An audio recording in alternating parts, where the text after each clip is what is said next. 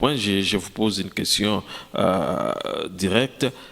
Est-ce que Moïse Katumbi soutient Félix Tshisekedi, comme l'a dit Jacques Ndala, que Moïse Katumbi n'est pas un opposant, mais il soutient Félix Tshisekedi, le président de la République? Tout dépend de ce qu'il a fumé ou bu ce jour-là. Là, une fois de plus, notre ami Jacques Ndala a pété plus haut que son cul, comme les Français le disent. Je m'excuse beaucoup le terme. Traiter Moïse Katumbi aujourd'hui de tshisekédiste. Parce qu'il ne fait aucune manifestation sur le terrain. Oui. Allons sur le terrain scientifique. Oui. Raisonnons sous forme de syllogisme. Moïse Katumbi est tshisekédiste. Oui. Or, nous tous les membres d'Ensemble pour la République, cadres et hauts cadres, membres effectifs, se retrouvent dans le leadership de Moïse Katumbi. Donc, nous tous, nous sommes tshisekédistes. Même lui, Jacques Ndala, puisqu'il vient à peine de démissionner. Peut-être c'est ce qu'il a découvert, peut-être. Donc, alors, j'y arrive, monsieur Héritier. Donc, si Moïse Katumbi est tshisekédiste, je me demande, les gens là qui ont tabassé une dame au Kasaï, pourquoi? Puisque l'a voté pour Katumbi, ce sont des tshisekédistes. À ce moment-là, ces gens-là se sont rués vers une tshisekédiste. C'est un raisonnement, n'est-ce pas? Nous appliquons la logique aristotélicienne. Le garde du corps de Moïse Katumbi a essuyé des balles au niveau de la nuque. Je me demande comment ça pouvait intervenir, d'autant plus que ce garde du corps qui agissait pour le compte du parti au pouvoir, du régime au pouvoir, il devait tout simplement épargner ce garde du corps. Pourquoi? Puisque Katumbi est de mèche avec Tshisekedi. On lui a barré la route au niveau de, je ne sais pas moi, de Banzangungu ou bien sur la route Bas-Congo. Pas question d'aller battre campagne de ce côté-là. Donc, on a empêché quelqu'un qui devait aller battre campagne pour le compte de Tshisekedi. Les exemples en sont les gens. Les exemples en sont les gens.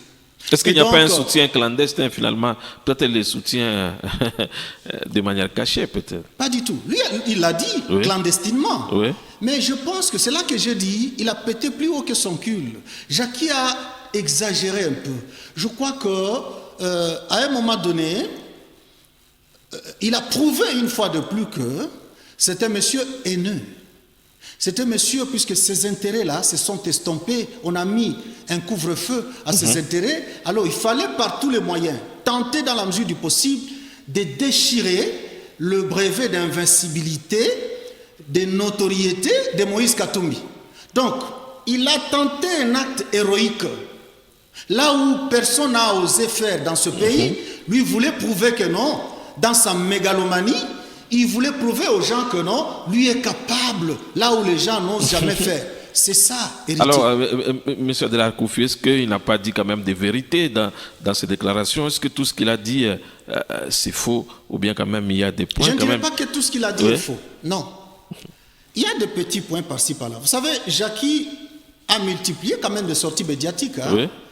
Nous nous basons beaucoup plus à la toute dernière, mais il y avait d'autres qui avaient précédé. Pourquoi? Puisque à un moment donné, on a senti que Jackie, où il condamnait un peu tout le monde, Mwando, il condamnait, disons, honorable Mwando, il condamnait Olivier Kamtatou, il condamnait, qui encore là, toutes les personnalités, même le secrétaire général. Oui. En fait, il était devenu, on dirait, une espèce mâle en chaleur et qui ne pouvait pas faire passer facilement toute femelle qui se présentait devant lui. Donc, il y a quand même de points où Jackie a parlé des difficultés pour que ce parti puisse aller de l'avant en faisant mention de partis souches. Il a dit, l'ensemble c'est une mosaïque de partis.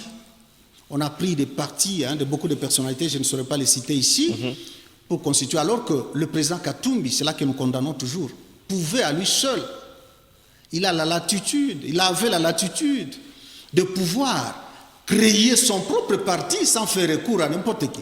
Ce sont ces partis qui nous donnent du fil à retordre aujourd'hui. Est-ce que ce n'est pas tout ça qui... Même Abraham aujourd'hui, s'il n'est pas en odeur de sainteté, entre autres, avec les gens, c'est puisqu'à lui seul, il a eu à charrier, quand il est resté au pays, seul, il a eu à charrier au moins 12 députés, 6 en province, 6 au niveau national. Et ça lui a valu cette notoriété que les gens n'apprécient pas du tout. C'est un labeur herculéen. Il faut être Abraham pour le faire. À lui seul. Je vous dis, il a sillonné partout. Conséquence, il a eu à pondre de ce nombre de députés qui ont fait même la fierté de Moïse Katumbi au sein de l'Union sacrée. Quand Moïse est allé, a été appelé par Tshisekedi pour adhérer à l'Union sacrée, c'est à cause de ça. C'est à cause de ça. Et c'est pour autant qu'Abraham était remercié? Non, par contre, ce sont toujours des profito-situationnistes qui ont afflué maintenant vers Moïse pour faire n'importe quoi.